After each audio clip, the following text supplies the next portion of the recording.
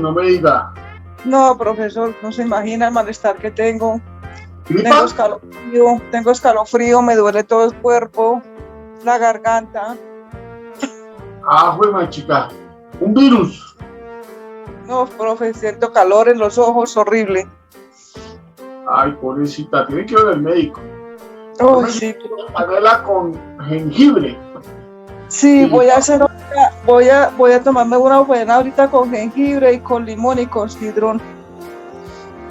Yo procuro tomarme siempre un Pax noche y por la mañana un Pax día para evitar los síntomas. No, yo desafortunadamente no puedo tomar ese medicamento, profe, porque me da taquicardia. Ah, juelita, sí. Me da taquicardia, profe. Ay, Dios mío. Discúlpame, no, profesor Miguel, estoy mejor para recoger con cuchara. Pobrecita, hombre. Señora Verónica, buenas noches. Buenas noches, profesor. Buenas noches a todos. Buenas noches, compañero. Es don Ulfrade, yo pensé que dice Verónica González. Sí. Están subsidiados, creen que debería costar 7.000 pesos. Esto de estabilización de subsidia, esto usted lo va a mantener, esto le representa el presupuesto. Estoy utilizando una cámara distinta, a ver qué tal me ven. ¿Sí me escuchan bien? Sí, profesor, lo escuchamos muy bien. ¿Me ven pixelado o me ven bien? Lo vemos muy bien, profe. Don Carlos, muy buenas noches.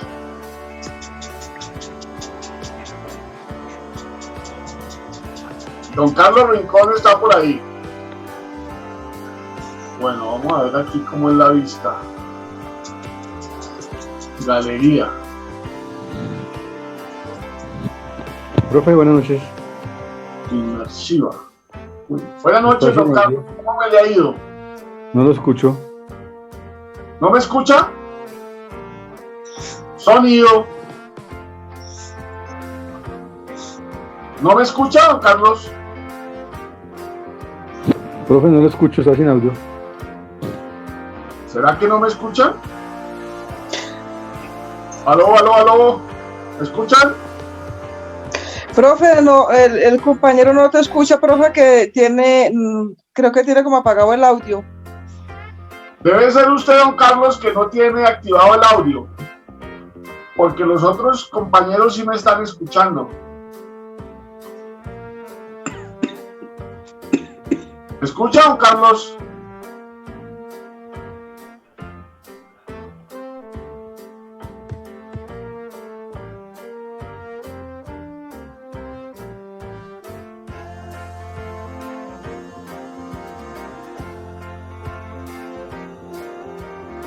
Bueno, estamos esperando a los compañeros, son las 8:05.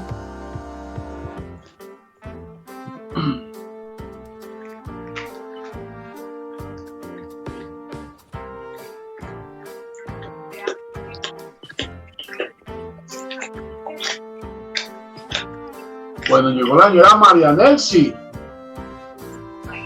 desde La Plata, Huila.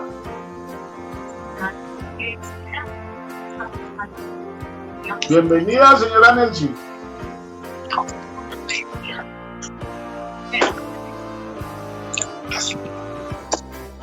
Ahora sí, bienvenida. ¿Cómo me le ha ido?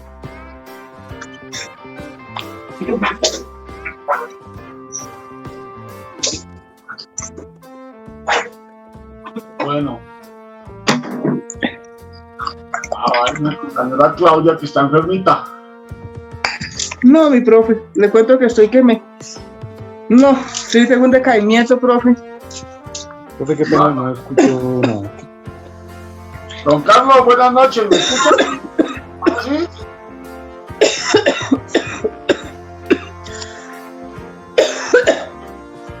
Va a tener que tomarse un jarabe para la tos. No, profesor Miguel, le cuento que me duele todo el cuerpo, profe. Pero yo no sé si fue una lavada que me pegué el martes, pero una lavada señorial, profe. Sí, es que llueve ahora a cántaros. No, es que usted sale, profe, a la calle con un sol espectacular y cuando de un momento a otro se desploma ese aguacero. Sí, señora, la señora María Nelsi no nos ha saludado, no tiene el micrófono activo, sí. Sí, señor, muy buenas noches. Muy buenas noches, ¿cómo anda la Plata, Huila? Con un poco de frío, ¿Frío? También lloviendo inesperadamente todo. Estamos en época de lluvias. Estamos en época. Toca andar con paraguas y con chaqueta por si las moscas, porque uno, lo que dice la señora Claudia, es cierto, uno sale y está haciendo sol y en el Señor, momento pum, se viene el agua. Me dijo un amigo, yo ya no me mojo, yo espero a que escampe porque es que una gripa sale muy costosa.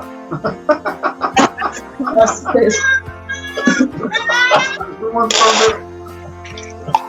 Entonces, lo mejor es cuidarse uno. Bueno, las 8, a las 10 arrancamos. Hoy estoy estrenando cámara. Se ve muy bien, profe Miguel, se ve como un poquito verde, profe. Sí. La Señora, imagen como verde. pero es que eso ya es como de origen de la cámara. Sí, yo creo Yo ya no sé manipular, y aunque ahora viene ya graduado. lo Es que veo. las grabaciones con un portátil. Yo venía haciendo la grabación con un portátil que era muy bueno, tiene una cámara muy buena, pero entonces muchos de los archivos los tengo en mi computador y no los podía utilizar porque me tocaba llevarlos al portátil y eso era pase para acá, pase para allá. En cambio ahora con esta camarita sí puedo hacer eso, entonces hoy voy a compartir pantalla y vamos a ver varias cosas, porque el tema de hoy es muy interesante, ¿no? Además pues lo ligamos con el tema del COVID, ¿no? Del maldito COVID que ha sido el único que ha mandado a toda la humanidad a guardarse a la casa. Eso nunca había pasado. En la historia de la humanidad había habido epidemias como por ejemplo la peste española, la gripa española que llamaban. Pero pobre gente, no sabían de qué era, por qué la producía. Y pues lo único que les quedaba era rezar. Y que no les fuera a dar porque no sabían cómo. Hoy sabemos qué es lo que hay que hacer y cómo se transmite. Y bueno, rápidamente pudimos reaccionar con una vacuna. Bueno, hay como unas 12 vacunas, ¿no? Ya. Entonces, pues, pero nos mandó a todos para la casa, a descansar, a hacer un acto. Entonces, es muy interesante ese tema. ¿Sí me ven? sí, profe. Bueno, entonces, Sí, señor. bueno, entonces ese videíto es muy interesante porque pues, nos hace un paneo general de bueno, nosotros ya vimos el origen de las células, ¿no? Y de la vida, de alguna manera vimos ese tema. Ahora esta información es muy fácil de acceder, muy fácil de conseguir. Ya el problema no es conseguir la información. Yo invité a un amigo hoy para que nos hable sobre la célula. Entonces, pongan mucha atención. Ok, Google, ¿qué nos puedes decir sobre la célula? El sitio web cancer.gov dice lo siguiente. En el ámbito de la biología, es la unidad más pequeña que puede vivir por sí sola. Forma todos los organismos vivos y los tejidos del cuerpo. Las tres partes principales de la célula son la membrana celular, el núcleo y el citoplasma. También he encontrado una respuesta a esta pregunta. ¿Qué podemos decir sobre la célula? ¿Quieres escucharla? No, Google, gracias. ¿Cómo la vieron?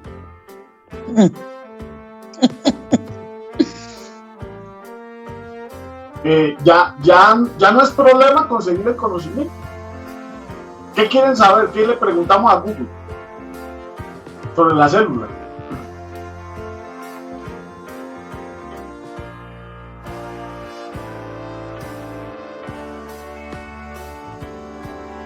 Claro, también se puede hacer con el celular, ¿no? Se puede hacer con el celular, uno le puede preguntar a Google y Google el mensaje de voz y él le contesta. O sea, ya la información que teníamos en el cuaderno, en la guía, ¿cierto? Pues es importante porque pues hay una institución y hay unos profesores detrás. ¿Perdón? Don Carlos, lo escuchamos. Bueno, pues básicamente lo que nosotros sabemos de la célula es, pues digamos que yo lo supe hace en primaria, ¿no? Cuando hace unos 30 años, digamos, que estoy estudiando. Pero pues es básicamente lo que el profe decía, que la célula está digamos en todos los seres vivos. Los inertes no tienen célula, es lo que conocemos y lo que pues leímos en el artículo que usted nos mandó. Es básicamente eso, profe. Bueno, bienvenido, Juan. Bueno, sí, o sea, lo que nos caracteriza es que somos un conjunto de células. Y pues la mayoría de nuestras enfermedades, por ejemplo el cáncer, es porque se produce una anomalía en la reproducción de las células. Las células se van renovando todos los días. Cuando uno se baña, se le caen un montón de células, otras van saliendo por el organismo, ¿cierto? Cumplen su función, pero hay otras que nacen y se van regenerando. Entonces, nosotros somos el resultado. Todos los importadores de gas ruso. ¿Esto qué pasó? Me fui para donde no era.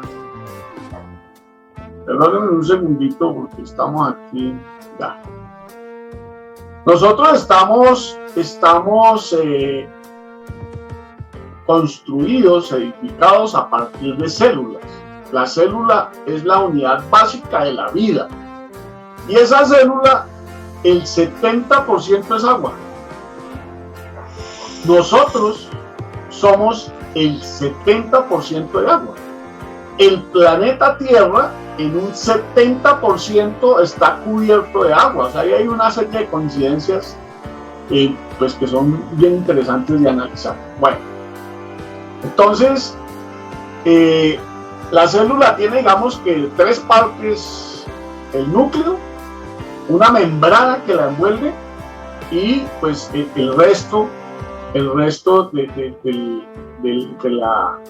la compone, que generalmente es un sistema acuoso, y allí hay diferentes tipos de situaciones. Me parece a mí que el tema más recurrente hoy para analizar la célula es el tema del COVID. Lo primero que dijimos es que indagaran si el COVID era un ser vivo o no era un ser vivo. Ya estuve mirando algunos audios, y ¿por qué no me cuentan qué encontraron?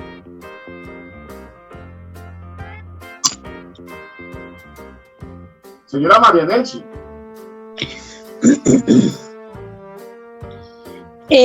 Relacionado a eso, profe, yo estuve averiguando porque hay muchas versiones. una persona dice una cosa, otro otra, entonces realmente uno no haya a quién creerle. Entonces yo dije, vamos a consultarle a una enfermera a ver qué otra opción nos da. Y entonces a eso me refería yo en el audio, ¿no? A lo que ella nos explicaba sobre el COVID o sobre esa pandemia, ¿no? Que realmente sigue latente ahí. Y que por desconocimiento muchas personas no se hacen vacunar y toda esa cuestión, pero no saben lo delicado que es ese virus ya en el pulmón, ya es algo que lo va acabando al ser humano y que pretende que con agüitas o con una cosa u otra, pañitos de agua tibia, como bien decimos, en la casa se cura, y es algo muy delicado. Entonces, prácticamente, pues, a mí me dio COVID, realmente. Cuando fui a hacerme la prueba dijo positivo. Entonces, realmente eso da miedo. Da miedo cuando le digan a usted COVID, porque al principio era algo de COVID, era muerte, no era otra cosa. Entonces, cuando a mí me dieron el resultado fue algo difícil en el momento, pero lo pude superar. Duré con esa falencia en mis manos porque me dio fue articularmente, como en las coyunturas en las manos, duré 6 meses. ¿Se le fue el gusto y el olfato? Nada de eso, profe. Ah, bueno. Más que todo era dolor en las 2 manos, en la muñeca, en los dedos, pero 6 meses difíciles que no podía hacer, era nada prácticamente con las manos. Entonces hay que ir superándolo y confiar en mi Dios de que no le iba a pasar nada a uno. Entonces yo sí creo que eso existe. Bueno, porque existe. Bueno, hay gente que todavía dice que es un invento que bueno, yo tenía, a mí me tocó ir a Sumapaz, me acuerdo, a dictar unas charlas en esa época, y yo me encontré con unas personas que decían que no existía y que eso era un invento de los Estados Unidos y tal. Y no, pero tranquilo, no hay ningún problema, hay una vacuna rusa, hay otra vacuna, que le iban a meter un chip, con la vacuna. Entonces, no, pues no hay ningún problema, escoja qué chip quiere el gringo. Ahí está Pfizer, está la de Johnson, aunque la Pfizer también tiene participación alemana. Hay otra que es la rusa, que es, bueno, hay 2, la Sputnik V y otra, y hay como 3 o 4 chinas, diga, y hay una cubana, y diga cuál chip quiere.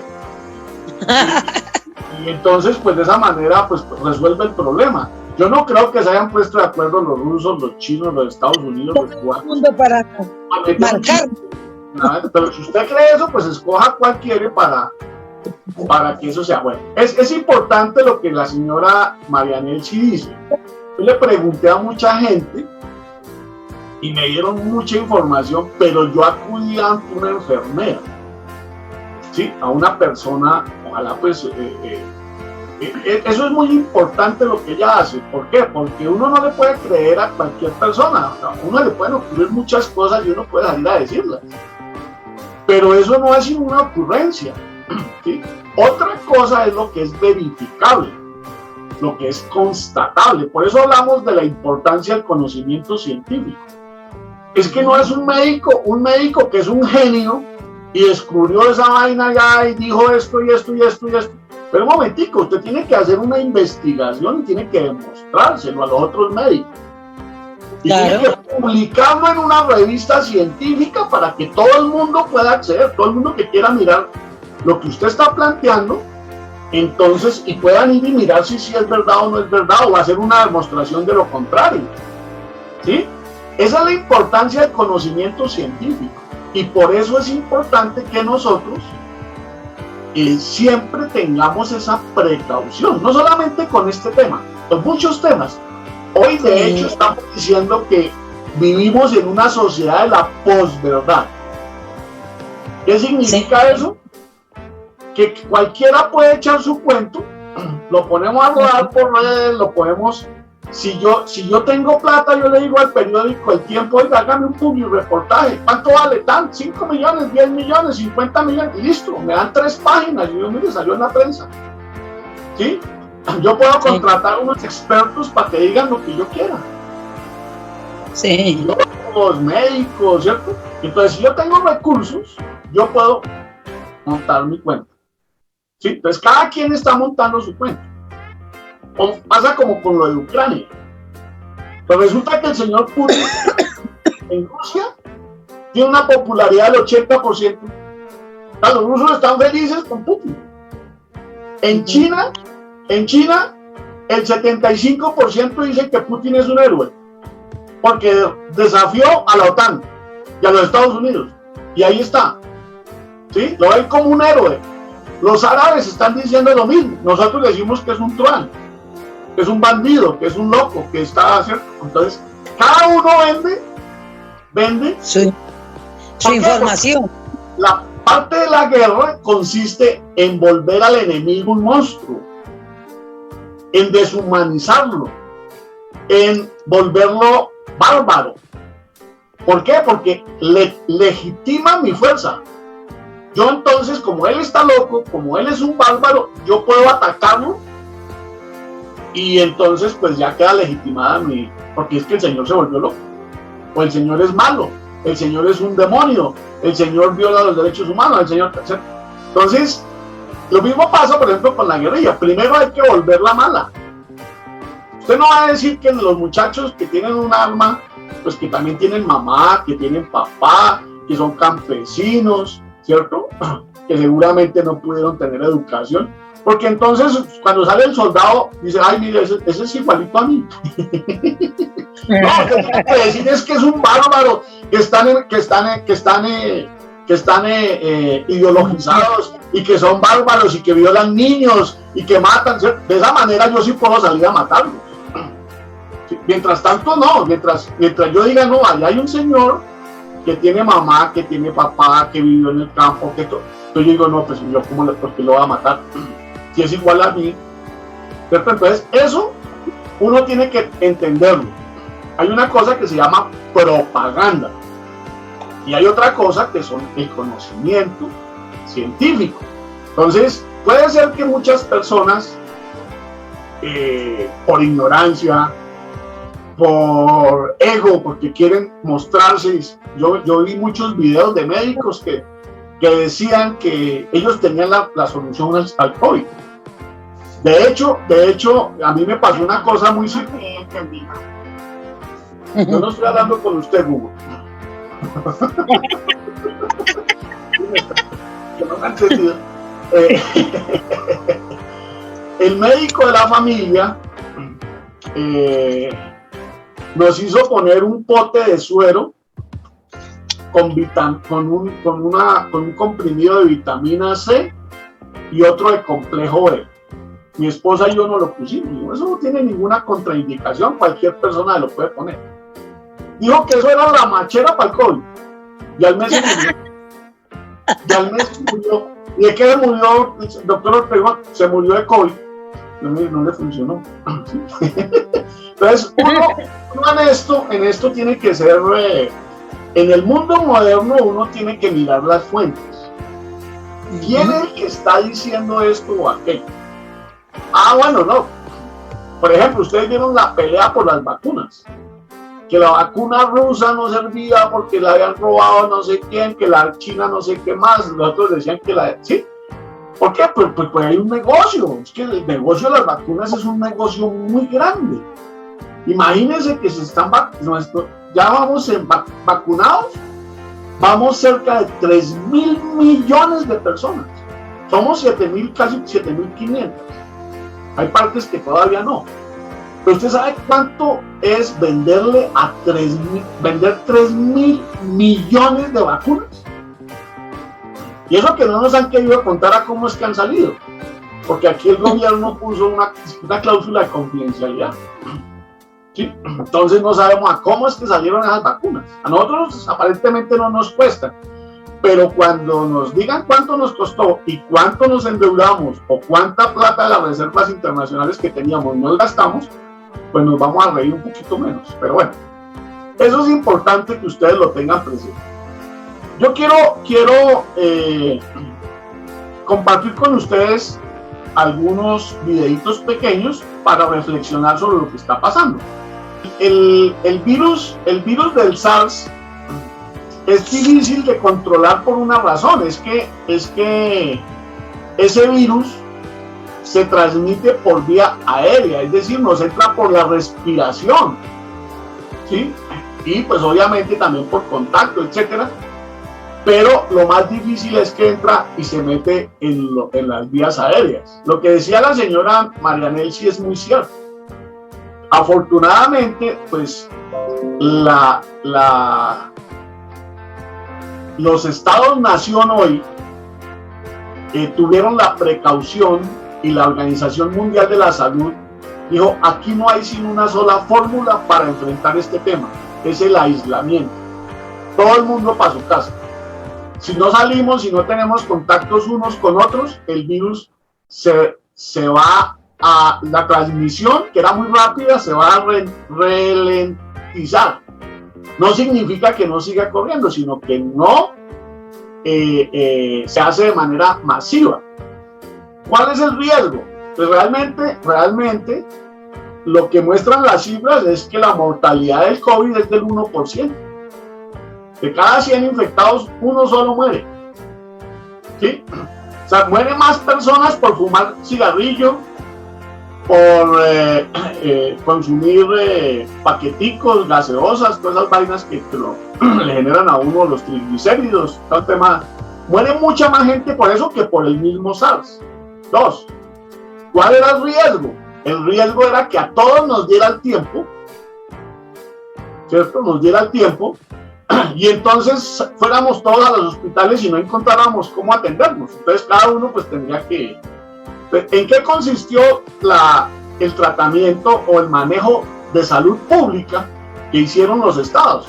Es, váyase para su casa, esperemos que aparezca la vacuna, empecemos a vacunar primero a los adultos mayores, a las personas que tienen más como morbilidades, al personal de salud, etcétera.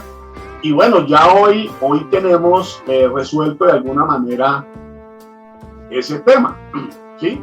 Colombia ya está por encima del 70%, pero eso va a seguir y no sabemos qué mutaciones puedan aparecer. Mientras el virus esté cambiando, esté infectando personas, él cada vez que infecta a alguien puede mutar. Y entonces esa persona infecta a otros y ya sale otra cepa, sale otra variante. Ese es el gran riesgo. La humanidad tiene que tener presente que el virus está ahí y que en cualquier momento puede aparecer una cepa más agresiva y más letal. Por eso es importante que aún que ya han bajado los temas de infección, todos estemos vacunados. Porque efectivamente los estudios están demostrando que las vacunas, y me refiero, en esto quiero también ser claro, si alguna vacuna no funcionara, entonces por ejemplo los rusos dirían, oiga, las vacunas de los Estados Unidos no funcionan. O los Estados Unidos dirían, oiga, las vacunas de los chinos no funcionan. Sí, o sea, eso ha sido la vacuna cubana, que es de las que tiene más baja efectividad, pero que pues está por encima del 70%, pues también le hubieran dicho, mire, no es que son castrochavistas, ¿cierto? Hubieran dicho, mire, eso no funciona. No, ahí hay un control entre las diferentes estados y sus equipos científicos controlando, y lo que se ha podido demostrar es que sí, que la vacuna funciona bien. Además hubo algo que fue muy interesante, que fue que utilizaron por primera vez una vacuna con el famoso ARN mensajero, que está en el núcleo, que es parte del ADN, pero dentro del ADN hay varios componentes. Uno es el ARN, y se trata de enviar un mensaje, una información codificada para que las células empiecen a reaccionar contra el SARS. Y entra Por eso es que uno siente ese efecto cuando se vacuna, porque el organismo entra y reacciona inmediatamente contra esa información, y cuando ya viene el SARS, pues ya las defensas están altas y ya lo identifican, entonces ya ¡pum!, inmediatamente lo atacan, y entonces el nivel de letalidad es bajo. Lo otro es que, por ejemplo, lo que pasó en Guayaquil. En Guayaquil se desbordó el tema, se acabó el oxígeno, o sea, no había oxígeno en los hospitales. Entonces, ¿para qué usted iba al hospital si en el hospital no le podía poner el oxígeno para salvarle la vida? Y se empezaron a apilar los cadáveres en las calles, sacaban hasta los ataúdes, ¿sí? En Brasil tuvieron que hacer fosas comunes para poder resolver el tema. O sea, el tema no es sencillo, y eso pues es la primera vez que sucede como humanidad. Entonces, ojo, porque eso es un mecanismo. Pues hay los ambientalistas dicen que, pues digamos que el planeta también se está defendiendo, o sea, nos ubica a nosotros como una plaga. Entonces son los que están calentando, haciendo, pues, construyendo ciudades, quemando combustible, calentando la tierra. Pues es un mecanismo de defensa para decir, bueno, mire, hay que bajarle al tema. Bueno, eso, digamos, ahí pueden haber muchas interpretaciones, y esto que les estoy diciendo es mi punto de vista, o el punto de vista de una gente. Eso no es una información, sino pues son explicaciones. Bueno, entonces la célula y las células de diferentes tipos, pues por ejemplo el esqueleto, hay unas células óseas, hay otras células que son nerviosas. El cerebro son células.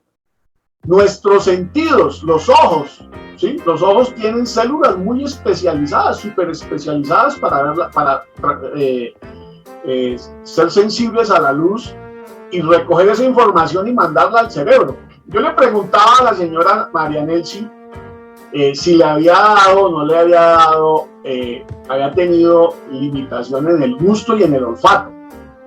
Resulta que ya están haciendo estudios en que muestran que con el SARS-2 o el COVID, las personas que lo hemos padecido, una parte del cerebro no se nos atrofia, pero sí se nos vuelve menos plástica, por decirlo de alguna manera. El cerebro tiene una plasticidad, es decir, tiene una flexibilidad, y eso depende del ejercicio con el que uno haga.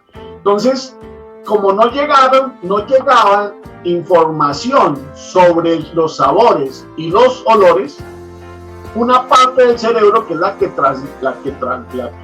interpreta esas señales, se quedó quieta, y eso está afectando el cerebro de las personas. Entonces ahora se nos olvidan las cosas, ¿sí? Hay una serie de efectos que todavía no sabemos qué pasó con nosotros. Con el transcurso de los años y las investigaciones se irá sabiendo. Bueno, quería compartir otro tema que me parece, bueno, ahí está lo de los reinos de la naturaleza, que ya no son pues el vegetal y el animal, sino también está el reino Monera, está el de los hongos, está el de ¿qué más?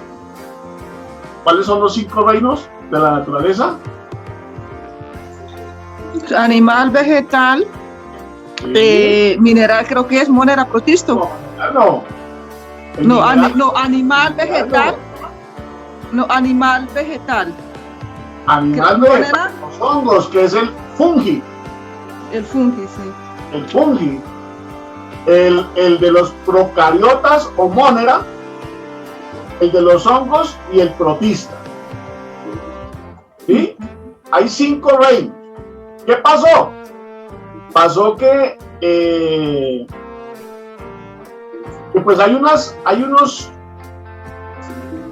seres que no clasifican como plantas, como por ejemplo los hongos.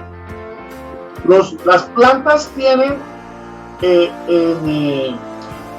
clorofila, que es la que les da el color verde, y les permite convertir el dióxido de carbono en oxígeno a través de una función que se llama la fotosíntesis. Pero resulta que el hongo no tiene esa clorofila, pero pues uno lo ve y es como si fuera una planta, ¿cierto? De hecho, pues uno los compra, pero ellos son unos parásitos que no se clasifican como plantas. Entonces hubo necesidad de crear un nuevo reino que se llama reino fungi, que es el de los hongos, ¿sí? Igualmente pasa con los procariotas, que básicamente, ¿qué tiene que ver? Tiene que ver con que no tienen, los protistas y los procariotas. Los procariotas están compuestos por bacterias, microplasmas y todos los órganos procariotas unicelulares, como las algas verde azuladas. Entonces, estos seres no clasifican ni como animales ni como plantas. Entonces, y su característica tiene que ver con la característica del núcleo de la célula. No tienen núcleo, son células muy primarias. Entonces, eso nos permite clasificarlo de otra manera. Bueno, yo quería hoy generarles una inquietud sobre lo siguiente. Hace un mes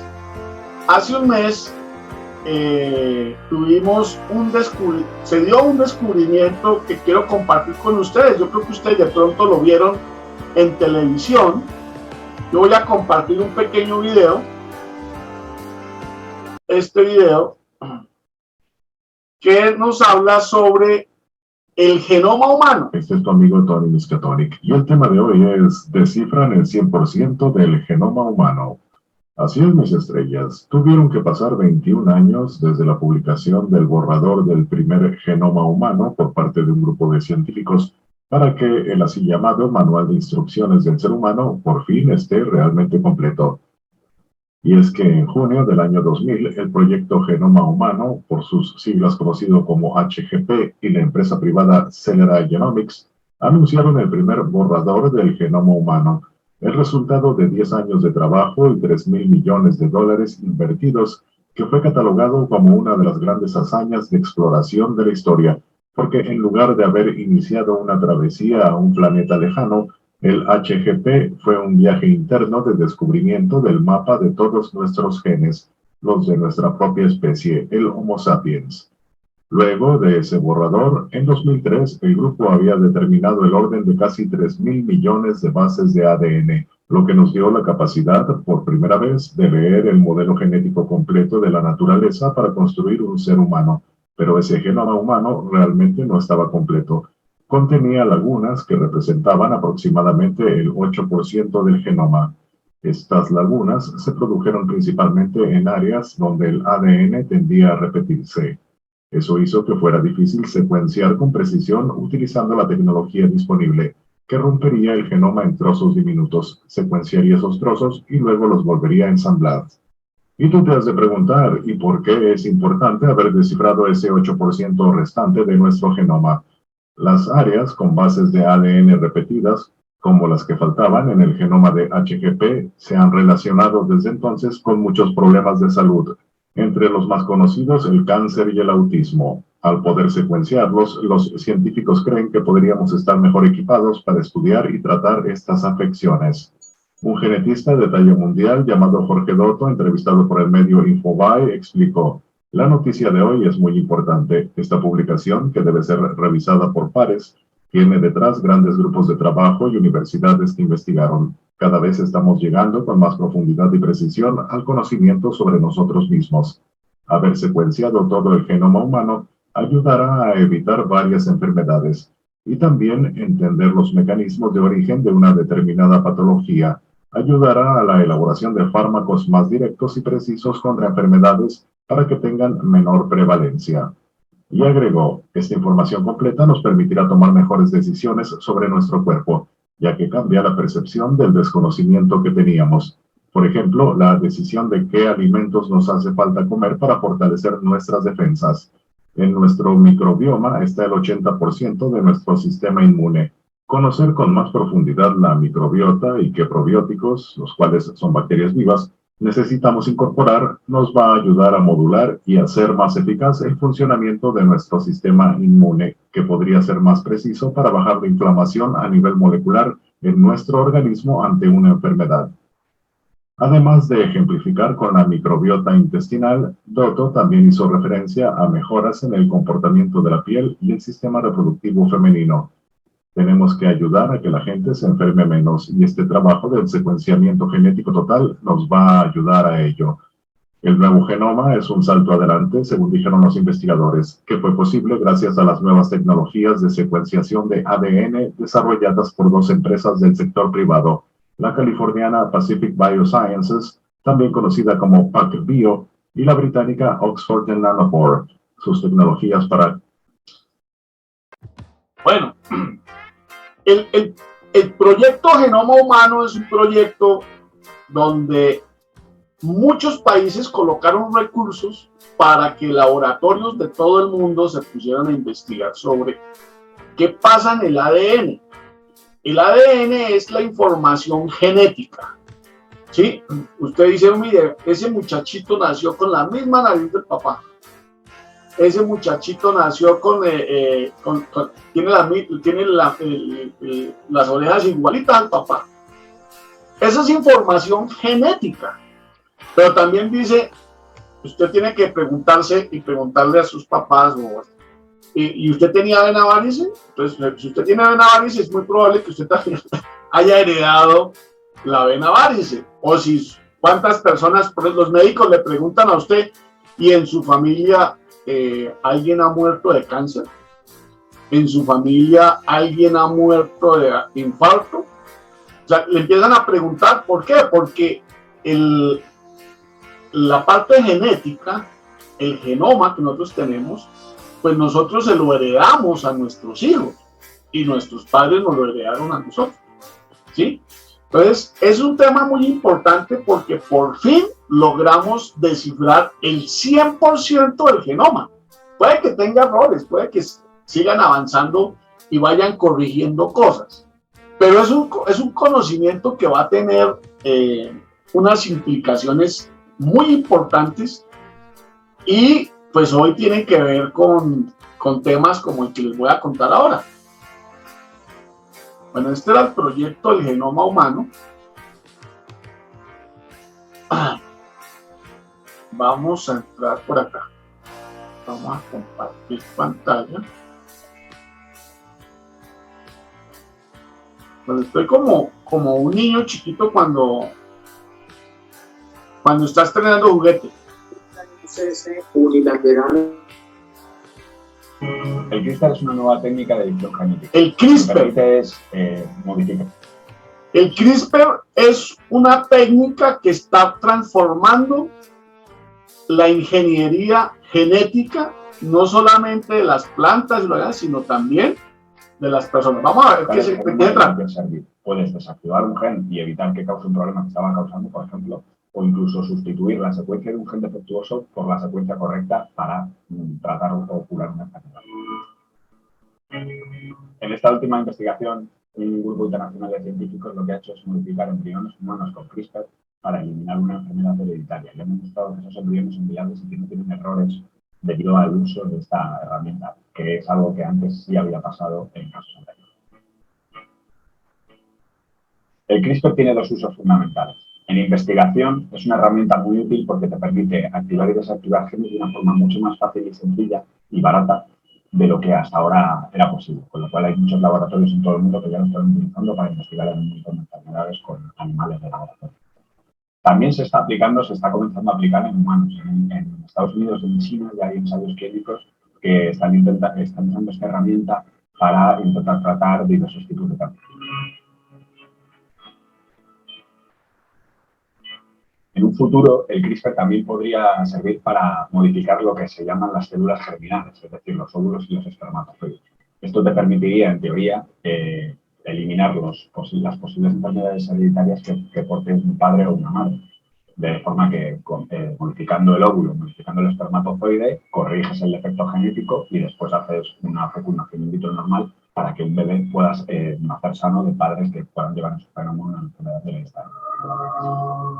Bueno, des en cuenta que ahí dice... Es un tema controvertido porque también te podría permitir...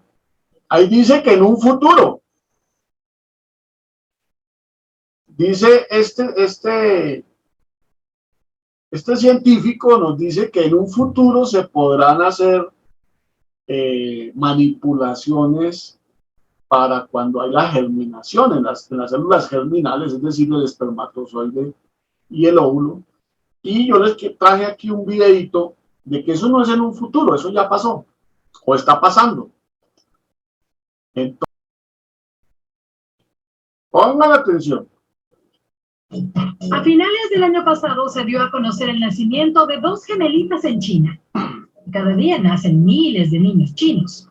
¿Cuál sería la noticia? Pues que Lulu y Nana fueron modificadas genéticamente. Sí, son las primeras humanas cuyo ADN ha sido alterado para poder resistir al virus del VIH. ¿Cómo así? En la siguiente nota intentaremos explicarte todo lo relacionado a las modificaciones genéticas. Hay distintas teorías con respecto a lo que motivó al científico chino He Yankui a realizar estas pruebas que desembocaron en el nacimiento de estas pequeñas. Se dice, en primer lugar, que el padre de las niñas tiene el virus del VIH y como tenía miedo de que sus hijas lo contraigan, contactó a este científico para que las vuelva inmunes. Pero, según el informe de la última investigación que le están haciendo, G evitó la supervisión, recaudó fondos y organizó a científicos por su cuenta para llevar a cabo una investigación sobre edición genética de embriones humanos con fines reproductivos, algo que está prohibido en muchos países, incluyendo China. Y pues este proceso no solo se llevó a cabo con una sola mujer, sino que fueron 8 las mujeres que se embarazaron de embriones manipulados genéticamente por este mismo científico, de las cuales solo una pudo continuar con su embarazo y de hecho tendría programado su parto para julio de este año. Pero, a ver, ¿cómo es que se puede modificar el ADN de un ser humano como para que no padezca de determinada enfermedad? Vayamos por partes.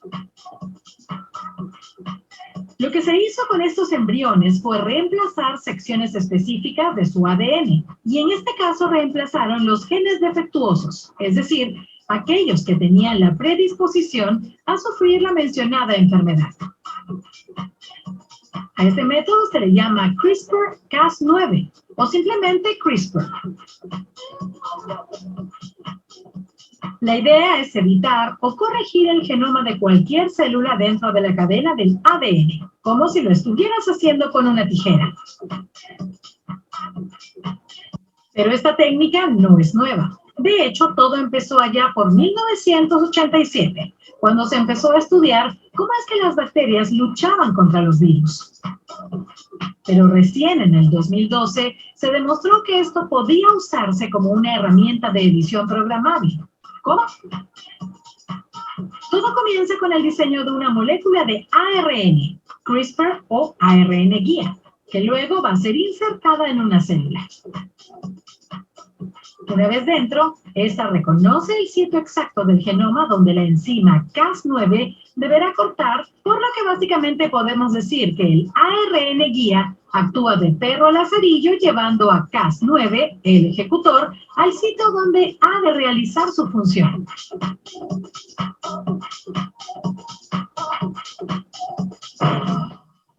Este método podría llegar a utilizarse para muchas cosas en el futuro. Por ejemplo, para definir el sexo de tu bebé, algunos aspectos de su apariencia, su inteligencia, su personalidad y lo que ya habíamos dicho, para evitar enfermedades.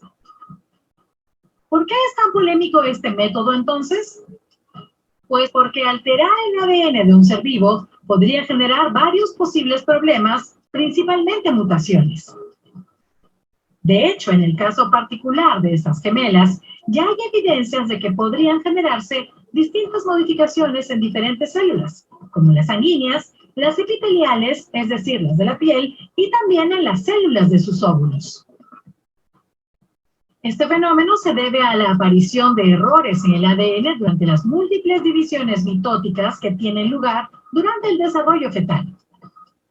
Esto, a su vez, podría derivar en el síndrome de Turner, el síndrome de Klinefelter, o hasta el síndrome de Down, e incluso algunas consecuencias a lo largo de sus vidas que aún son impredecibles, ya que no han existido casos previos de modificaciones humanas antes de ellas. En fin, tanto las gemelas como la mujer aún embarazada estarán bajo observación médica constante por cualquier complicación que se pueda dar, mientras que el científico chino He Yanhui está, según declaraciones oficiales de la comunidad científica, bajo protección de personas encargadas de su seguridad, un retiro en el que su familia está autorizada a visitarlos durante el día. ¿Qué irá a pasar con estas pequeñas y el otro bebé que está por venir?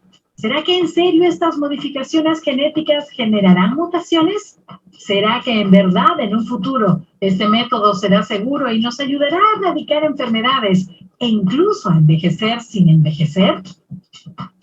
¿Qué harán las autoridades chinas con este científico que violó las reglas de su país y su propio código de ética? Pues como siempre... Bueno, entonces, des en cuenta que es un tema sumamente inquietante, muy, si se utiliza de manera constructiva, pues podría ayudar a eliminar diferentes enfermedades que se transmiten genéticamente, o por lo menos la propensión a ellas. Pero también puede suceder que diga, no, yo quiero que mi hijo tenga los ojos azules, o quiero que tenga determinada contextura física. O sea, cada vez conocemos más la especie humana, conocemos más cómo se transmite la información genética y cómo se va modificando esa información. Lo peligroso ahora es que pues esa información y esas técnicas pues no están al alcance de todo el mundo, ¿sí? Sino que pues sería solamente para un pequeño grupo el que pueda pagar y pueda correr esos riesgos, y eso pues puede tener unos efectos importantes. Por eso digamos que vale la pena reflexionar sobre qué es lo que está pasando, porque ya eso significaría que el ser humano está modificando lo que la naturaleza ha hecho. Ya no son procesos naturales, sino ya son procesos construidos o modificados artificialmente por el hombre, por la especie humana. Entonces, ahí hay un tema que abre una cantidad de interrogantes sobre lo que puede pasar. De hecho, eso no es nuevo. O sea, lo que ustedes conocen, por ejemplo, como ingeniería biológica para producir la papa, pues la R15, la R no sé qué, son plantas modificadas genéticamente para que sean más productivas y ojalá todas produzcan las mismas papas del mismo tamaño y del mismo color y de las mismas características, ¿cierto? Entonces, eso es manipulación genética, ¿sí? Por ejemplo, cuando nosotros dependíamos económicamente del café, la Federación de Cafeteros pagó unas investigaciones y se produjo una variedad que se llamaba la variedad Colombia. A esa variedad no le daba la roya, no le entraba la roya. ¿Por qué? Porque la modificaron genéticamente. Con el ganado cada vez es más grande. Hay unos que los que son para carne pues crecen muy rápido y además les dan hormonas, etcétera, pero digamos que desde el punto de vista genético, a través de la inseminación artificial se pueden modificar de manera importante las características de los animales para que se desarrollen más rápido, para que si son de leche entonces produzcan más leche, bueno, cosas de ese estilo. Ya eso no es ciencia ficción, eso ya está pasando, ¿sí? De hecho, pues buena parte de, aunque esto no tiene que ver con el CRISPR, la vacuna del COVID, pero sin el conocimiento de la célula y de sus partes, y específicamente cómo los organismos se defienden contra los invasores, es lo que se llama el sistema inmunológico. Entonces, ese conocimiento es el que ha permitido que pudiéramos enfrentar de manera tan eficiente y tan rápida el COVID-19. Entonces, porque muchas veces le preguntan, bueno, ¿y como para qué me sirve a mí aprender la célula? ¿Sí? Bueno, pues uno para entender el mundo, porque el mundo de la vida descansa en la célula. ¿Sí? Hay células animales y células vegetales que tienen un equilibrio. Nosotros cogemos el oxígeno, lo llevamos a nuestros pulmones, en nuestros pulmones se va a través de la sangre y llega a todas las células del cuerpo, a todas, ¿sí? Llega a todas y cada una hace un proceso, y ese proceso consiste en coger el oxígeno y volverlo gas carbónico.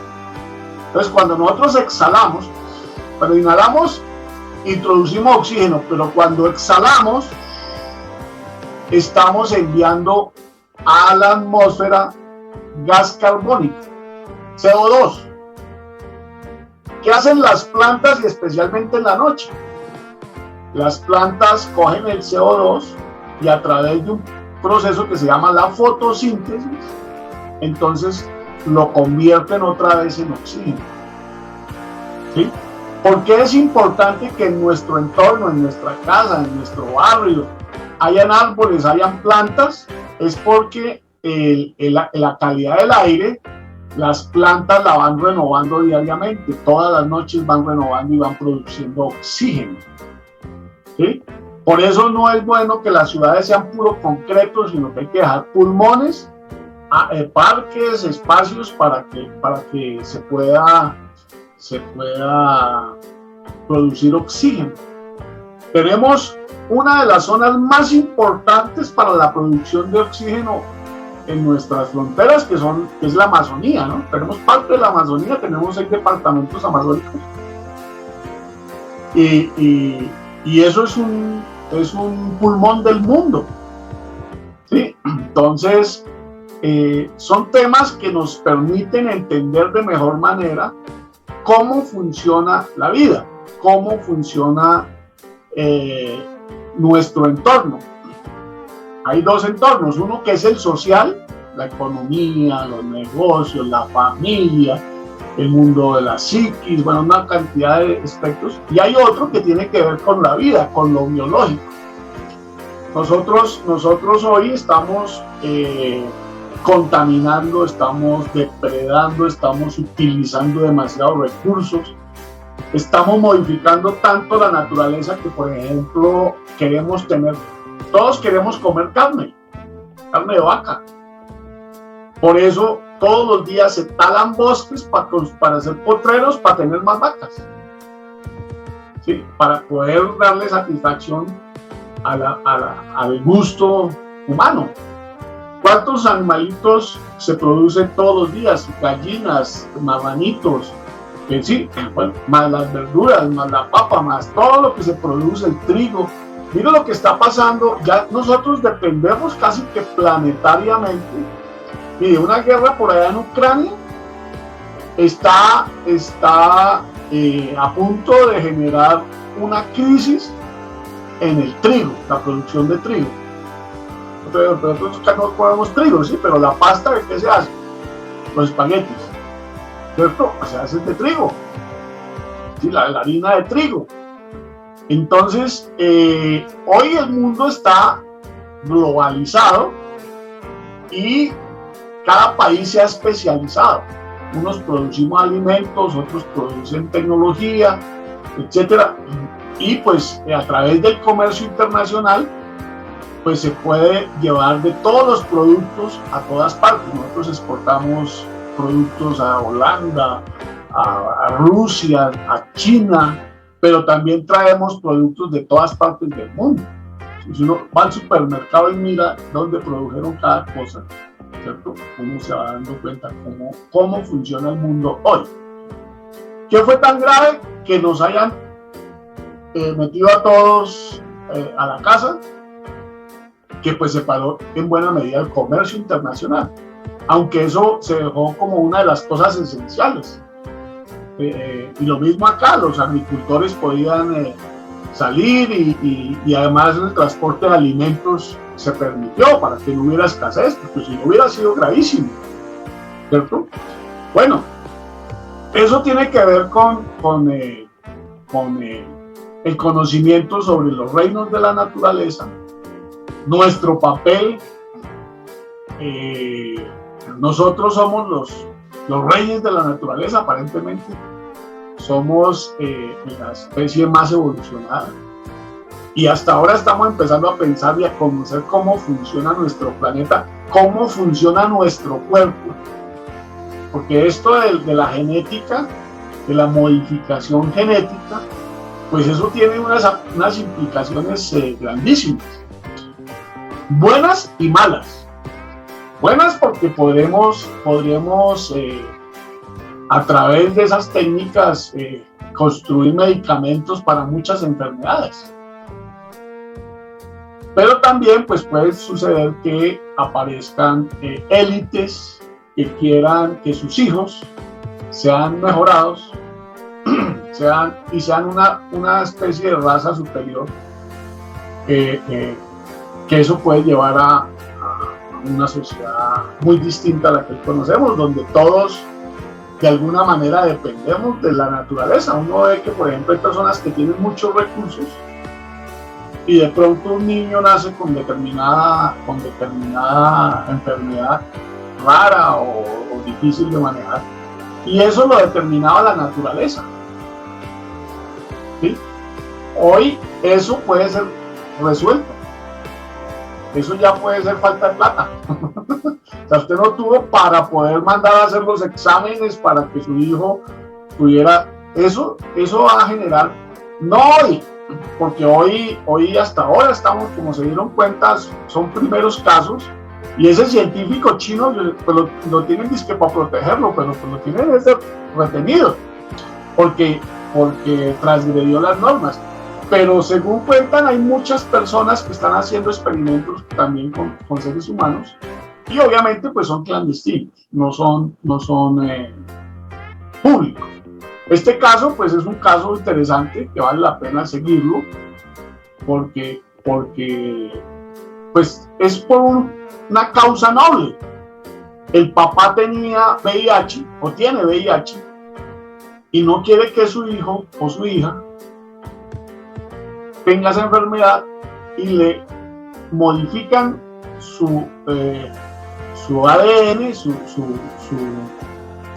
la cadena del ADN, le cortan donde los científicos ya saben cuál es el mecanismo por el cual el VIH se transmite y se produce en el ser humano. Entonces modifican eso para que esa persona sea inmune a esa enfermedad.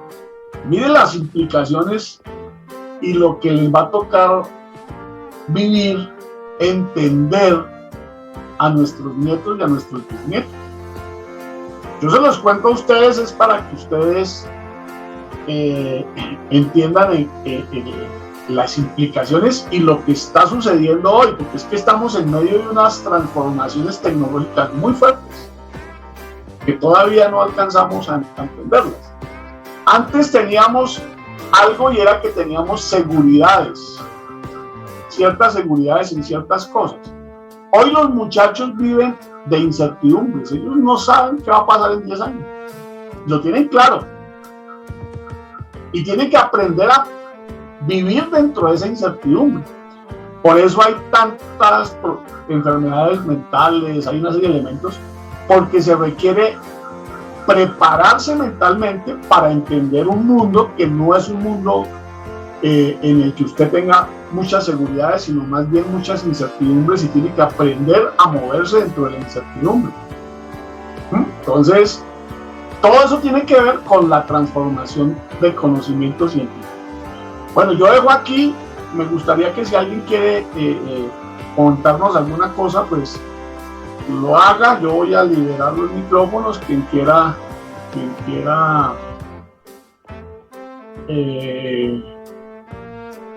hacer algún comentario, pues con mucho gusto lo escuchamos. Invitar,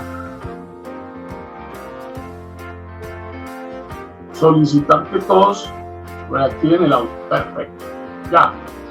Ahora sí, si alguien quiere hacer algún comentario, qué bueno. La señora Claudia está enfermita, entonces la excusamos.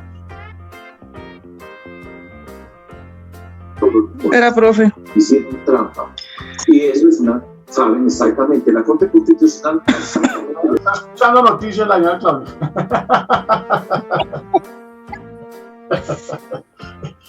Eso le hace estos micrófonos le hacen a uno unas pasadas interesantes. Tiene uno que está, a mí me da risa porque cuando yo estoy hablando la perra empieza a ladrar. Sí, pasa un perro por allá y empieza a ladrarle a la perra y la perra sale a ladrar y yo digo, ay, qué mi chica. ¿Y ahora qué hago? Bueno. ¿Qué te iba a decir, profe? Estoy con mucha tos, que tengo mucha tos. Estaba aquí medio, porque viendo el famoso debate, eso es como para sentarse uno a reír, profe. Ah, de la presidencial. No, profesor, no, profe Miguel. No, es complicado. Yo me abstengo de sugerir o de plantear algún tipo de alternativa. Creo que cada quien tiene que tomar su propia decisión. Espero que el diplomado les haya servido para reflexionar un poquito sobre ese tema, ¿no? Porque es que el tema de la presidencia, por la característica de nuestro sistema político, el presidente tiene muchísimo poder. Pero también puede pasarle lo que le pasó al presidente Castillo del Perú, que es un profesor de sombrero, ¿sí lo han visto? Sí, profe. De sombrero, él es el presidente del Perú. No, y el de Chile, profe.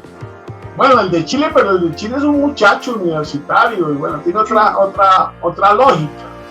Pero el del Perú no lo han dejado gobernar, cada rato le tumban el gabinete. Sí, o sea, acuérdense que aquí también hay moción de censura.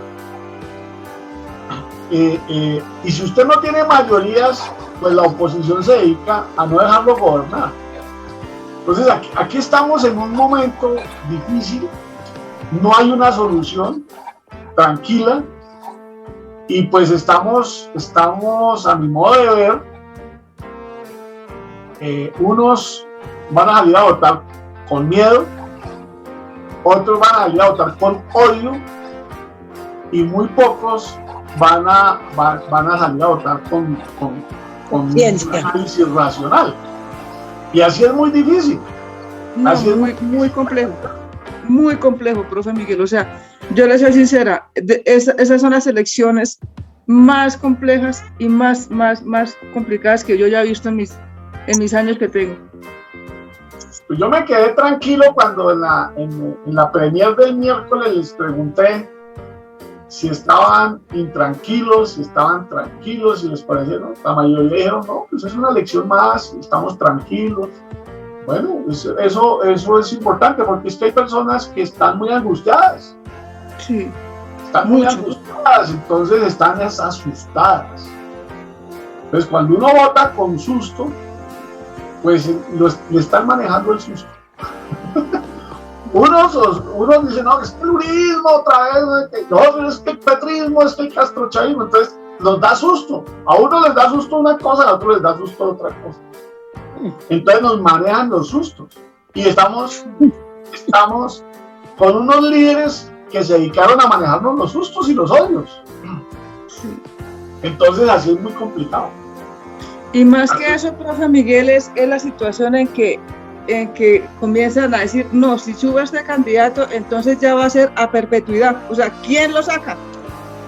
Es como la frase típica, si sube Pepito Pérez, ¿quién lo va a sacar de ahí?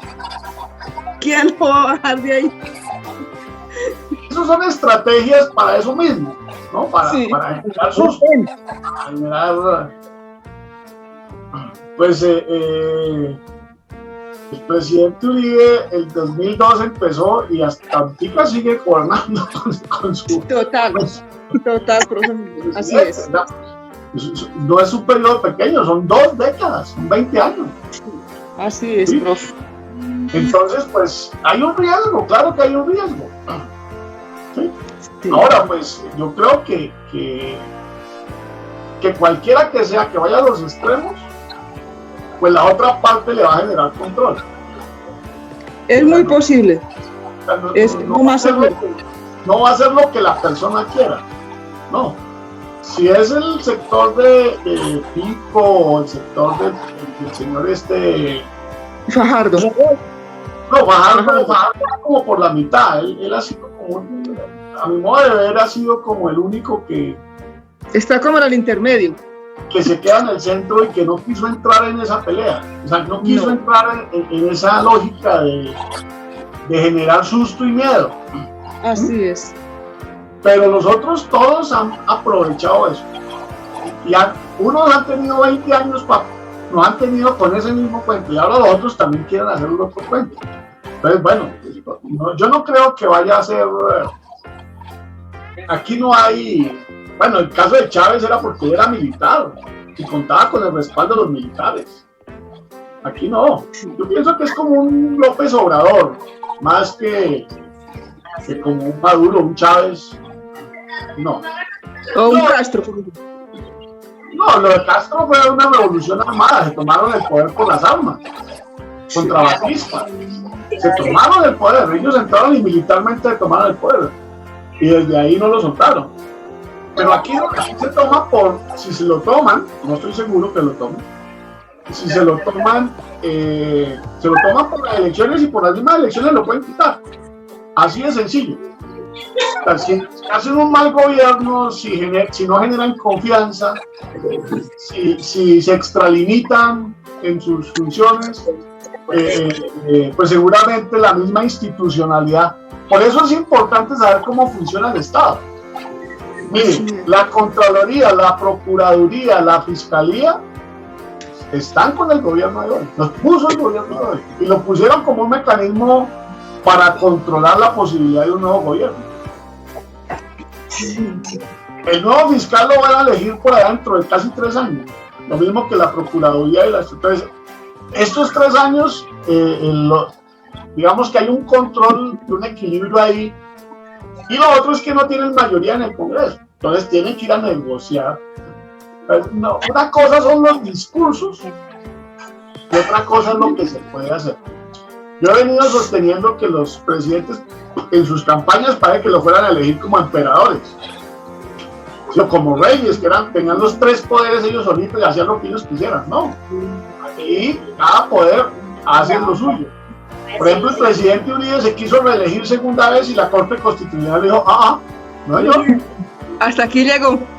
Entonces, pues sí, o sea, que también se ha podido perpetrar, él quería perpetuarse.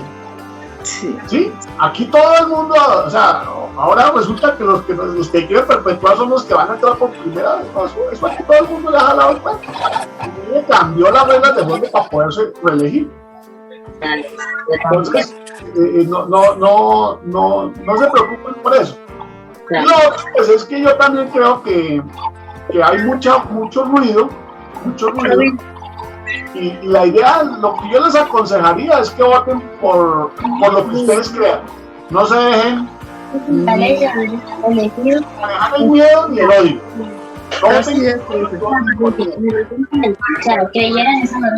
Ustedes crean que es la mejor opción. La mejor opción. No es malo, como ustedes lo decidan. Pero háganlo a conciencia. Ya no, yo voy a votar por esto, y esto. Tienen sus razones. ¿Sí? Pero no se dejen manejar que van a perder el voto. Que eso no. Háganlo. En la segunda vuelta ya es otra cosa. Pero en la primera vuelta cada quien debe votar por lo que considera, lo que cree. Y ya después en la segunda, pues miran, entre dos escogen lo menos peor. Lo menos peor, profe. Lo menos peor le toca a uno. Ay, profe. No tenemos grandes dirigentes. No tenemos personas que estén muy formadas en lo público. No. Hubo una época en que, digamos, había unas escuelas de formación, los partidos jugaban un papel. Mire, Petro viene sin partido. Cada vez crea algo nuevo, pero eso significa que no tiene partido. El ingeniero, ¿cómo se llama? ¿Hernández? Rodolfo Hernández. Rodolfo. Tienes de una unión entre ex alcaldes. No representan ningún partido. Aquí sí hay un gran perdedor hoy, son los partidos. Así es. Ya no.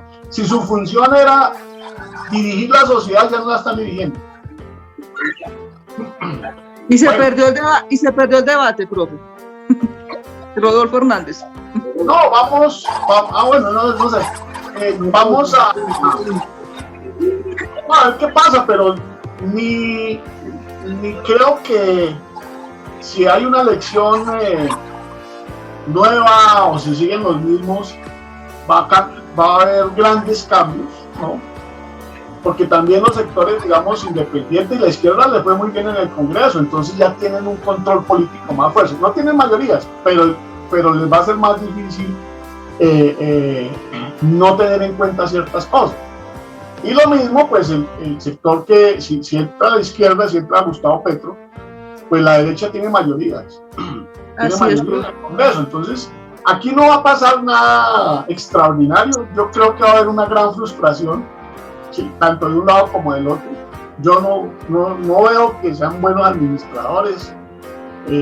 Son muy individualistas, no hay un proyecto colectivo de nación. Cada quien está pensando en lo suyo y cada uno se siente como el Mesías, el enviado. Aquí no se ha hecho nada, yo vengo a hacer todo lo que hay que hacer. Eso así no funciona ninguna empresa, ninguna. Si usted no parte de lo que hay, de lo que existe, de escuchar a la gente y de mirar cómo avanza, pues es muy difícil. Yo no soy optimista, como se podrán dar cuenta. Bueno, profe Miguel. Pero bueno, chévere, que lo importante es que participemos. Así es, profe. Lo hagamos a conciencia. Y tranquilos, no nos dejemos ni intimidar, ni llenarnos de odio. Porque eso nos llevó a la violencia a los 50 y acuérdense de lo que pasó. Sí. Unos por godos y otros por liberales, pero todos nos moríamos. Y miren lo que pasó. Entonces eso no nos dejemos manejar ni los miedos ni los odios. Hagámoslo a conciencia, hagámoslo con tranquilidad. Esa es mi recomendación, mi consejo. Y pues yo igual que ustedes, estoy en la misma expectativa que está pasando en este país. Yo creo, y es una apuesta ya de orden personal, es que si no hay una mejor educación y una mayor educación, esto no cambia. O sea, porque elijamos un presidente, no va a cambiar el comportamiento de la gente, no va a cambiar la forma de hacer los negocios, no va a cambiar la economía, eso no cambia de un día para otro. Nosotros también tenemos que cambiar si queremos un mejor país. Y por eso yo me siento muy feliz con ustedes, porque ustedes son la demostración de que quieren ser mejores, quieren cumplir unas metas, y eso contribuye a que tengamos un país mejor. Y yo me siento feliz de estar participando de ese proceso. Entonces, esa es una apuesta personal donde creo que ahí si uno va a la fija. O sea, si hay más educación, si hay más acceso, yo creo que vamos a tener una mejor sociedad y todos vamos a vivir más tranquilos y más felices. Y no nos vamos a dejar manipular. Esa es como la moraleja que yo les dejo. Así es, profe con Miguel. la que yo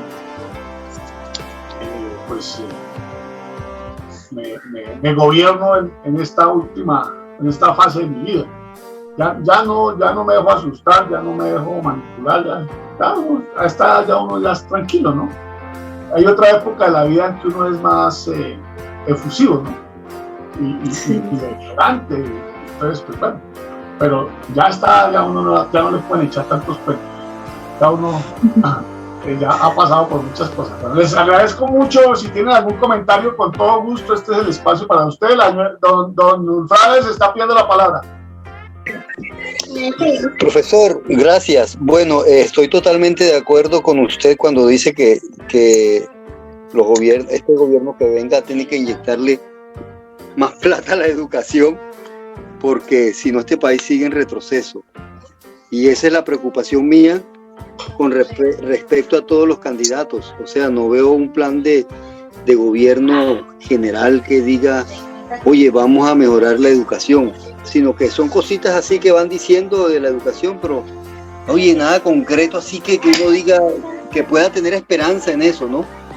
Y entonces, pero Dios quiera y les permita a ellos hacer grandes cambios y grandes inversiones en la educación, para que este país deje de seguir votando por una platica, por un mercadito, por una botella de licor, sino que con una buena educación podamos tener una verdadera libertad de conciencia a la hora de votar. No por quien me digan, no por quien me sugestionen, sino por decisión propia, por lo que mis capacidades me permitan más o menos evidenciar lo que para mí sea un buen candidato. Porque realmente votamos, y lo otro es que votamos al Congreso, al presidente, y no le hacemos seguimiento. No votamos por un congresista y no sabemos si de verdad está trabajando por nuestras comunidades o por nuestro país, sino que ya lo escogí y ya, porque fui, cumplí mi deber como ciudadano, voté y ya, y él que haga el resto. Entonces son cosas que los ciudadanos realmente no hacemos, y eso nos lo da una buena educación. Hasta ahí. Profe, otro puntico. Imaginémonos, ¿me escuchó? Sí, señor. Bueno, ahora voy a hablarle de lo otro que usted estaba hablando. Si en tal caso ganó Petro, y supongamos que él desde el inicio empieza a hacer cambios estratégicos en lo militar nada más, voy a cambiar a todo ese mando militar y empiezo a poner en cada punto estratégico militares que sean de él. Supongamos que eso sucede. ¿Cómo de dónde los va a sacar? ¿Cómo? Profe. ¿Cómo de dónde los va a sacar? Es que el problema de la carrera militar es que para poder construir un general o un coronel se gastan 25 años. Yo sé. Empieza de teniente y va. Entonces, le toca sí, con lo que hay. Es que precisamente se lo digo porque es que eso fue lo que ocurrió en Venezuela. Él inteligentemente quitó a personas que tenían una carrera brillante como militar y empezó a ascender a gente que estaban casi de último, pero que eran de él. A eso es a lo que yo me refiero. Entonces supongamos que eso suceda. ¿No se apodera él de las fuerzas militares? Mire, le aclaro una cosa. Bueno, yo quité esa parte porque es que el video me haría muy largo. Pero el ascenso de los militares depende de la Comisión Segunda del Senado y de la plenaria del Senado. O sea, los ascensos de los militares no dependen del presidente. Él puede nombrar al ministro, puede nombrar al comandante, pero quienes suben a ser generales lo proponen los mismos militares y pasa por el visto bueno del Congreso de la República. O sea, él no puede llegar aquí y cambiar la Constitución. Uy, profe, ¿sí? Usted no sabe el alivio que me da. No, por eso le digo que es importante conocer cómo funciona el Estado. Claro, por supuesto, pero tú ignorabas eso. El Senado de la República es la que tiene la misión de investigar quiénes pueden y quiénes no pueden ser ascendidos a coroneles y a generales. Eso es muy Depende bueno. de los méritos que haya tenido. De todos Claro, los méritos que haya los tenido. pueden vetar. Sí. O sea, es que por eso les digo que es que piensan que están eligiendo un emperador, ¿no? Él tiene que presentar un plan de desarrollo y tiene que llevarlo al Congreso de la República y el Congreso tiene que aprobárselo. Claro. Y cada año tiene que aprobarle una ley de presupuesto. Y si usted no tiene mayorías, pues va a patinar. Y si para construir las mayorías tiene que negociar, pues entonces ya se morigera todo eso. Claro, como debe ser. Yo por lo menos tengo un gran aprecio, por ejemplo, por una persona que me dio una lección de vida muy importante. Fue Luis Eduardo Garzón, el alcalde de Bogotá. Ah, sí. Él dijo, mire, él fue el primer alcalde de izquierda que gobernó Bogotá. Y el tipo dijo, no, yo no voy a cazar peleas con todo el mundo.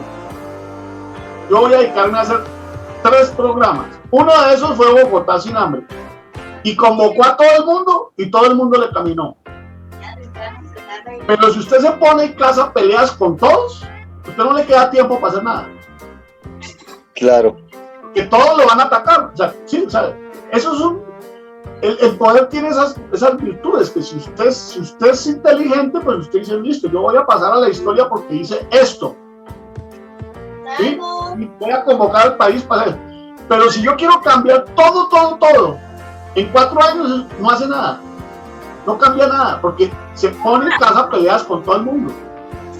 Para cada cosa que usted quiera cambiar, encuentra equilibrios, encuentra poderes y contrapoderes. Entonces no se preocupen, eso no es un cheque en blanco. Confiemos en la institucionalidad y conozcamos los derechos y las funciones que cumple cada quien. Por eso les dije, miren las funciones del presidente. ¿Sí? Profe Pero Miguel, también, yo como que desordené la clase, profe. Empezamos con la célula, terminamos. No, es imposible dejar de hablar en este momento. Estamos a 2 días de la elección. Claro. A 24 horas, 48 horas. Yo con respeto a ustedes no quise tocar el tema, ustedes son los que lo han planteado. Porque pues yo soy muy respetuoso del punto de vista de cada uno y lo que no quiero es que vayan a decir que yo estoy tratando de incidir o influirlos y utilizar mi condición de profesor para hacer incidencia en ustedes. No, yo lo que les digo es hagan una lección lo más racional, lo más inteligente posible, no se dejen llevar por las emociones, porque eso es lo que está pasando. Yo alguna vez estuve en unas elecciones en el Casanare, en Agua Azul, y eso fue una cosa increíble. Perdón, en Yopal, pues. Estaban los 10 grupos más importantes del vallenato, de la música, ¿cómo se llama? Del despecho, música llanera. Rifaron una camioneta Toyota 0 kilómetros, como 10 motos, neveras, lavadoras, bicicletas. Bueno, eso parecía y era un candidato. Era una campaña la que estaba haciendo eso. Entonces yo estuve un rato, me fui para el hotel y al otro día me dijeron, oiga, qué berraquera esa vaina, ¿no? Toca votar por ese señor. Y dije, no, yo no votaría por él. Sí, claro, profe. Porque ¿cuánta plata le gastó? Sí. Entonces pues va a llegar a robársela porque es que esa plata alguien se la puso. Y entonces pues usted anoche, si usted vota por él, anoche se gastó lo de la salud, lo de la educación, lo de las vías, lo de eso, porque ese señor va a llegar y va a decirle a los que lo financiaron, tome la contratación, tome la secretaría de esto, tome esta y hagan lo que quieran y recuperen su plata, porque nadie invierte plata en política para perderla. Llegó endeudado. Claro. No, pero los que quedamos endeudados somos nosotros, los que votamos por él. Por supuesto. Lo que diría es, si quiere votar inteligentemente, vote por el que gaste menos platica, o sea, el que no. Yo personalmente voté para Senado por Juan Carlos Flores, porque dijo voy a hacer una campaña a 0 pesos. Y ya la había hecho en Bogotá y la había ido bien, había sacado 34,000 votos. No le fue bien, se quemó. Pero dije, voy a votar por el señor porque ese señor es un tipo serio y está planteando una ruptura en la política. Si la gente vota por él es porque le cree. ¿Sí? No les hace ninguna promesa, ni les da plata, ni digo, los votos que saquen no los voy a cobrar. O sea, no voy a pedir la reposición de votos, a uno le dan como 600, 800 pesos por cada voto. Perdón, como 4.600, otros 6.000. Y eso es una plata importante. Tipo digo, yo no voy a gastar plata, pero tampoco voy a cobrar. Entonces son cambios en las costumbres políticas. Yo voy a apoyar eso porque me parece interesante. ¿Sí? Porque ya uno tiene que pensar en cómo construir una mejor sociedad y qué cambios hay que hacer en la cultura. Entonces yo le aposté a eso, pero usted tiene toda la razón, o sea, y yo los entiendo porque hay mucha incertidumbre. Pero no solamente es por el tema político, es que estamos en medio de una guerra por allá en Ucrania y eso está teniendo efectos y se están subiendo las tasas de interés y pues y Estados Unidos pues le están disputando la hegemonía. No crean, aquí también bajo ese tema geopolítico juega. Una cosa es si está Petro y otra cosa es si está Fico, si está Hernández. ¿Sí? Porque si ustedes miran el mapa de América del Sur y de Centroamérica, pues Estados Unidos ya perdió más de la mitad del continente. Ya no le creen, ya no le copian. Nosotros sí, ¿sí? Si seguimos por donde vamos. Si llega Petro, yo creo que ya pone unas... Miren lo que hizo el presidente López Obrador frente a la Cumbre de las Américas esta semana. Dijo, si no invitan a Nicaragua, no invitan a Cuba y no invitan a Venezuela, yo no voy. Y el presidente Biden le tocó invitarlo. O sea, estamos en medio de o sea, son un montón de situaciones las que están pasando que generan incertidumbre. Pero eso no significa que el mantenernos como venimos nos va a hacer inmunes a una cantidad de cambios que se están dando en el mundo. ¿Sí? Eso no nos garantiza tampoco nada. Yo a mis hijos les digo, no, voten por quien quieran. Generalmente no coincidimos. Mi esposa, digo, ella no le gusta porque yo a votar, digo, tranquilo, vote porque usted quiera. Pero hágalo a conciencia, llénese de razones, hágalo y digamos, yo lo hice por esto y quedo satisfecho, quedo tranquilo, quedo con la seguridad de que hice un ejercicio y yo creo que es por esto y esto y esto, me convence más este señor por esto. Bueno, hay una señora, está Ingrid, ¿no? Creo que es la única mujer que está ahí en ese proceso, pues presidencia, ¿no? Que en vicepresidencia sí están. Bueno, no, yo no quiero hacer más incidencia, pero los escucho. Si tienen algún otro comentario, con mucho gusto.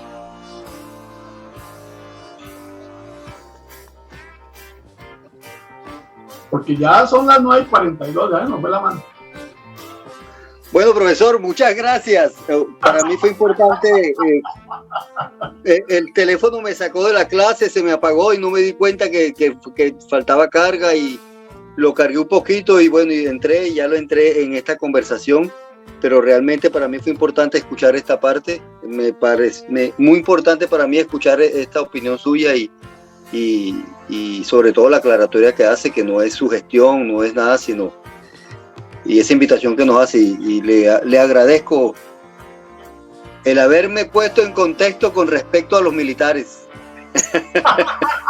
Muchas gracias. Don Juan, buenas noches. Buenas noches, profesor. Buenas noches a los compañeros. Bueno, ¿tiene algún comentario? Descanse, profe. No, solamente decirle, profe, muchas gracias. Y usted la tiene clara, usted sabe para dónde va. Usted tiene unos conceptos ya muy definidos y no, agradeciéndole porque de hecho nos ha dado unas orientaciones muy importantes. A veces cosas que uno no conoce, en la ignorancia de uno cree que todo lo que a uno le comentan, le dicen y le enseñan, cree que es verdad, ¿cierto? Y por eso uno a veces toma malas decisiones. Entonces, no, interesante sus comentarios y usted la tiene clara. importante eso. Bueno, pues gracias por sus observaciones y no, pues ahí estamos para compartir, para aprender. Yo también, yo no creo tener la verdad. Pues uno tiene un criterio. Pero al menos sabe más de política que nosotros, ¿no? Bueno, es que yo también. Sí. Es que eso también eso hay que aprenderlo. Y ojalá todos supiéramos de política.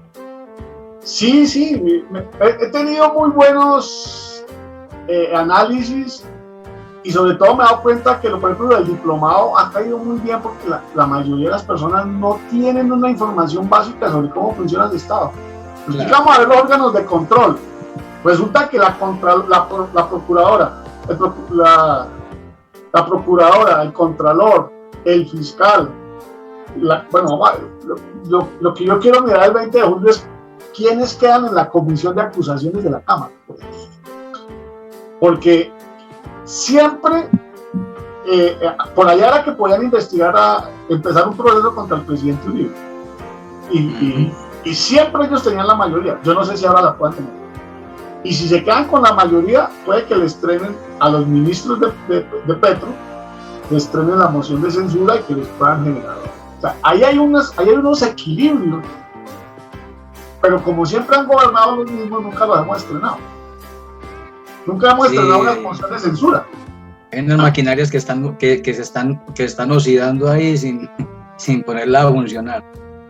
Sí, vamos a ver, ojalá pues las cosas se canten. Yo veo muy enredado todo, no soy optimista, pero también no me genera angustia que entre uno o entre el otro porque la institucionalidad en eso es muy fuerte y se controlan. Entonces, yo no me dejo meter miedo. ¿Sabe una cosa, profe? Yo he estado analizando mucho lo que es esta parte de las campañas políticas y yo estas elecciones o estas campañas políticas han estado muy enmarcadas, es como en el chisme, en la grosería, en la altanería, en el insulto, en tantas cosas que uno de pronto antes sí se ha visto, pero no al punto, al grado que lo estamos viendo ahora. O sea, esta parte política de este año se convirtió en una guerra sin cuartel. Yo, por ejemplo, veo las redes sociales y veo, aunque se sale un poquito de la parte de las elecciones, pero por ejemplo aquí el alcalde de Medellín, con esa forma de hablar, de pensar, de escribir y o sea, no quieren fomentar el odio, pero es lo que hacen escribiendo y comentando, ¿cierto? O sea, eso es una polarización y la tremenda. Entonces es donde la gente entra en confusión. ¿Aquí a quién le creemos, pues? ¿A quién le vamos a creer con esta situación si es que no hay como un consenso, no hay como algo claro? Lo que decía uno de los compañeros ahora, no hay una política clara. Enfocados en la educación, ¿quién la tiene? Nadie, ninguno. Ellos hablan de una cosa, hablan del otro, y en eso se ha convertido esas campañas políticas. Entonces eso lo deja triste a uno, porque si de esa manera es que van a gobernar el país, como dice el dicho, apague y vamos. Sí, eso no va a ser fácil. Los meses que gane quien gane no va a ser fácil. Sí, no va a ser fácil. El solo hecho que ambas partes, digamos, los dos sectores más grandes, que son los que van a disputar el tema, estén diciendo que les van a hacer fraude. El que gane, entonces va a ser producto de un fraude. O sea, después, como dicen, no, yo gané, el otro va a decir que me hizo fraude. Si el otro gana, no, pues me hizo fraude. Claro. O sea, ambos se están dedicando a destruir el sistema electoral, que es el que los puede legitimar para hacer un gobierno. Pues ya van a entrar en unas condiciones muy difíciles. Complicadas. Gane quien gane. Si gana Petro, entonces otro va a decir que le hicieron fraude. Y si gana el otro, entonces Petro va a decir que le hicieron fraude. Entonces, de entrada ya hay una situación compleja, pero eso espero que tampoco vaya a llegar a mayores. Va a generar incertidumbre, va a generar, pero eso ya va a la inmovilidad. O sea, nadie tiene cómo realmente gobernar. ¿Sí? Ese es un problema grave. Sí, entonces bueno. Profe, la semana entra. No está por allí jalando me va a jalar las orejas. De todas maneras, el domingo en la noche o el lunes ya miraremos a ver cómo. Ya miraremos, ¿no? Entre 8 días miramos cómo nos fue. Análisis. Bueno, feliz noche. Muchas gracias. Ok, profe, chao, y compañeros. Profe, gracias, que descanse, gracias. Don Carlos, feliz noche. Señora María Nelson, señora Claudia, don Juan. Chao, profe, muy amable. Chao. Compañeros, que duerman. Feliz noche. Lo mismo. Mañana les dejo este videito ahí para que quede para la historia.